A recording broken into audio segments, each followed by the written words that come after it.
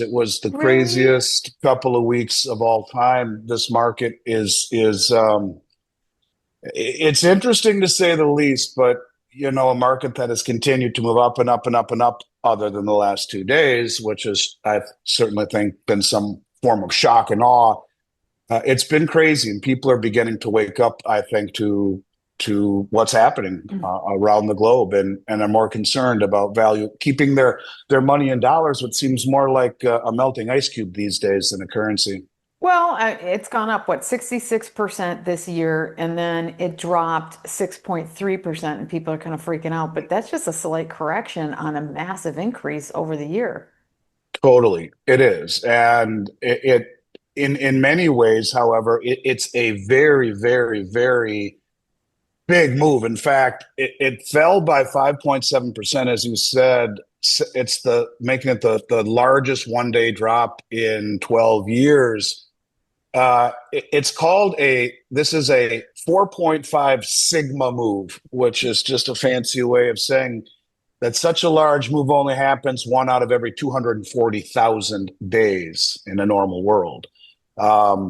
It's very unusual to what we So saw, no question about it. you're thinking big players did some kind of move to make this happen. It wasn't organic by all the different little investors. There were some big Well, players that did something, right? I mean, it's like this trader, whoever it was, whichever entity did this. If it were a real trader, they would be fired and shot, and probably not in that order, because there was a massive, and I mean a huge dump of paper metal onto the market in probably the most inopportune, thinly traded market you could ever ask for. It was certainly not done in an effort to maximize return on what they were selling. In fact, it was quite to the contrary. The huh. interesting thing about it is that last night, and this is again after New York is closed in very thin trading, the price of gold gets hammered, falls by, I don't know, over $100, and silver got smacked as well. But what was very interesting is shortly thereafter, there was a tremendous amount of buying. Now, who those buyers are, I have no idea.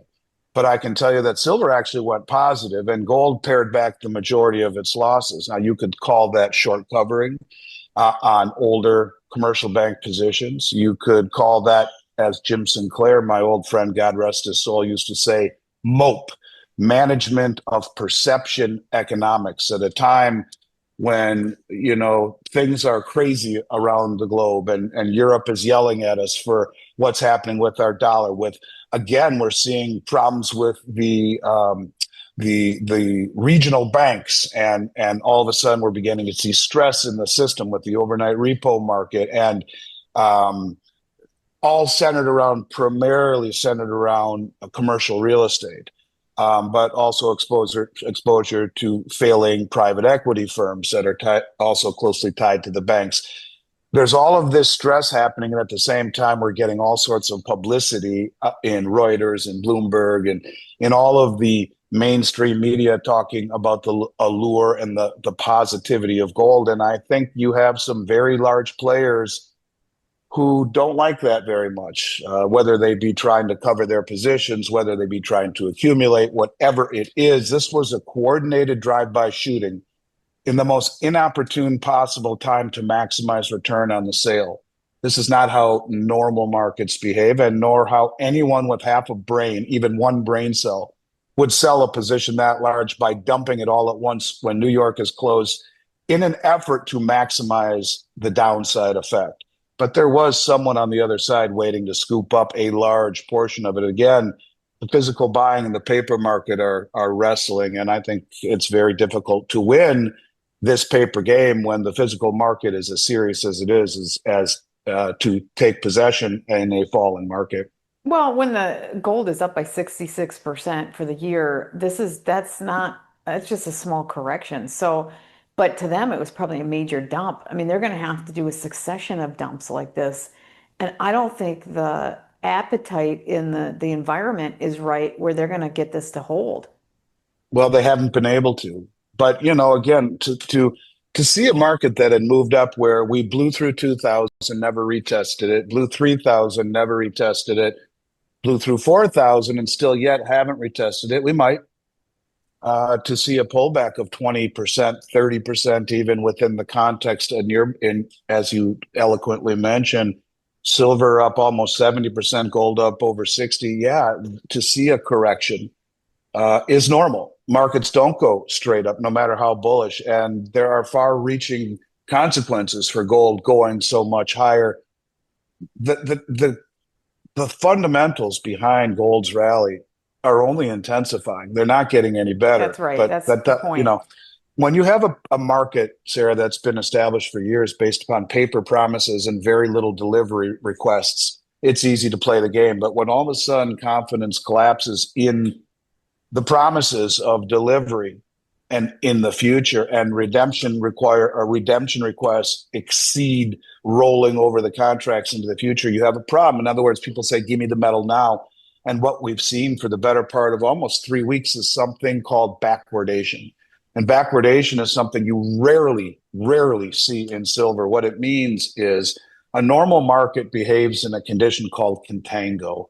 Contango means you buy spot, whatever, corn, wheat, oil, gold, silver, whatever commodity, spot is today's price. The futures price, whether it be 1 month, 5 months, 6 months, whatever, a year, always is a higher price because it accounts for the cost of money, interest, storage, the time value of money. So the price is always higher. In very unusual times, like right now, backwardation, and for an extended period of time and very large for the last few weeks, it's narrowing a bit, means that the traders right now say, you know what, I want it now, and I'll pay more now than I will out into the future, because I don't trust that I'll get that metal or that corn or that oil out into the future. It's incredibly bullish, actually. It just shows that the physical demand is far greater than the willingness to accept promises on paper out into the future. It's very rare, something we've seen now for about 3 weeks as well. Yeah, it's pretty incredible. What do you think the continued shutdown effect is? I mean, we're going on 23, 24 days now of the government shutdown. How is that impacting? Well, I think one of the things that we're seeing a lot of talk of, and I wanted to put my glasses on to read something to you here that to me kind of underpins the ramifications of things like a government shutdown, but also how dire things are in this country. Before I do that, right now, for every 10 people in the United States, one of them is a government employee.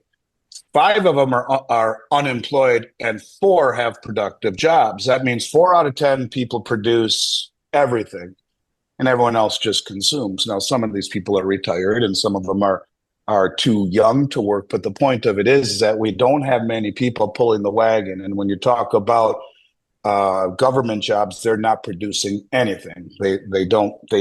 They use the taxes that we give them to do things. They're not producing anything. The production is what provides the taxes. With that being said, approximately 1 in 3 Americans received government assistance in 2022. Nearly half of them all being children benefiting from at least one program. More specifically, currently, about 12.5% of the population receives food stamps. Roughly 20% of that population receives or lives with someone who receives benefits from programs like SNAP, which is the food stamp program. 1 in 3 Americans, about 30% of the population, has participated in social safety net programs. And so basically, what I'm getting at is that there's actually about a 30 or 35% odds, and there's actually sites out there that are quoting these odds, that the food stamp program doesn't get funded because of the stalemate between the Democrats and the Republicans, where the Democrats say we're not gonna refund the government unless you provide health care to illegal immigrants. Now, I don't know. I mean, that just seems kind of silly to me, and I don't want this to turn political, but it would seem it would be more relevant to take care of the people in this country than the people who are here illegally, the citizens of this country who, for whatever reason, are less fortunate. But it's a big number. And Gerald Celente is famous for saying, when people lose everything, they lose it. And God forbid you have a, 12% of the country wake up to no food stamps and and an inability to eat. Um, and this partisanship is just, it's got to end. It's just been nonstop now for so many years. It's disgusting. And I don't Do know. you I think they think would push it that far? We people believe there's many people that believe that they're trying to create a civil war kind of environment. it If sure feels you that way. if you keep people from being able to get food stamps, that would trigger a more serious situation. I mean, that could, Yeah, a they keep, hundred percent. A huh. 100%, Sarah. And I don't, you know, it's like, wow, another job. If they do that, that would be me dropping my jaw. Like, wow, there's always something they keep doing that I'm like, wow, I can't believe they took it that far. If they did that, it would be a wow for me. well, it's been closed for a while now, and you wonder how far they will take it. And this is, I'm not sure the exact day, but that drop dead date for the food stamps, it's coming up soon, and you're seeing it if you try to travel. TSA has a great shortage, and there's it's a very big deal. But the bottom line is that we're 30 almost $38 trillion in debt, which excludes all the off balance sheet entitlements, Medicare and Medicaid and Social Security, government, military pensions, and at some point we can. I mean, we just continue to raise the debt ceiling like it actually is meaningful. It's embarrassing, is what it truly is. Our fiscal irresponsibility has caught up with us, and at the same time, political partisanship has never been more grotesque and more at odds with one another. So yeah, it feels like you could, when you start to see, ICE agents being shot at for doing their job, for for taking people and bringing them out of this country when they are here illegally. Now, not everyone that is here illegally is a bad person. That's not what I'm No, saying. yeah. But what I am saying is that there are rules and there are laws. And, at some point, that is what our culture is based upon. That's why we have been the greatest country in the world forever, because we have a system of an equal system of justice. And during the previous administration, there was a perception of two-tier status of justice. We've Well, had immigration laws that welcomed everyone if you come and do it the right way. And all of these things that we've talked about, it just seems that half of the government wants to focus on this and half wants to not. And I don't know how it ends, but it's certainly kind of ugly already.